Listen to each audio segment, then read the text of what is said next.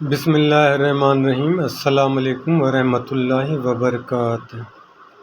امیر المومنین حضرت علی بن ابی طالب علیہ السلام نے فرمایا، جسم کی 6 حالتیں ہیں: تندرستی، بیماری، موت، حیات، نیند، بیداری، اور اسی طرح سے روح کی بھی 6 حالتیں ہیں۔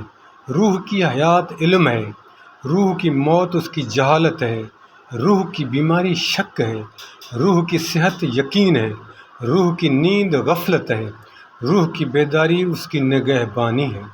حضرت امام زین العابدین علیہ السلام نے فرمایا، مسجد کوفہ میں ایک شامی شخص نے امیر المومنین علی بن ابی طالب علیہ السلام سے کچھ مسائل دریافت کیے۔ ان مسائل میں یہ مسئلہ بھی پوچھا کہ ان 6 انبیاء علیہ السلام کے نام بتائیں جن کے 2 نام ہیں۔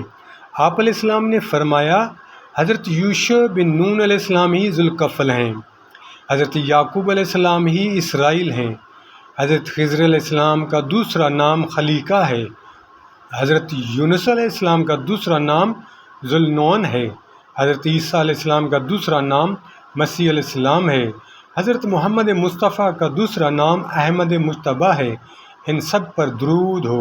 ایک اور شامی شخص نے مسجد کوفہ میں امیر المومنین سے دریافت کیا کہ آپ ان 6 چیزوں کے نام بتائیں جو نہ صلب پدر میں رہیں اور نہ ہی ماں کے پیٹ میں ہیں۔